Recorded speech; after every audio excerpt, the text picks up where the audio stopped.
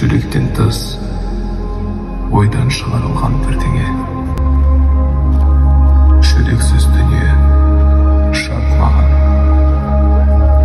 Өйткені мен жүрексіз үн шығара алмаймын.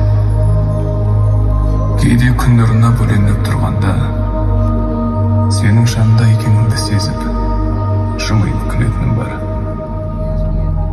Мен сені сәбидің күлкісінен, аяулы адамның көзінен, досымның көңілінен, арман әлемінен көремін. Мен сенің махаббат деп аталатыныңды да білемін. Сен болмасаң дала гүлдеп, құстар сайрамас еді. Махаббат адам түгіл періштелерді де бақытты ете алады дейді. Махаббат бізге беймәлім ғажайып әлемге есік ашады дейді. Мен саған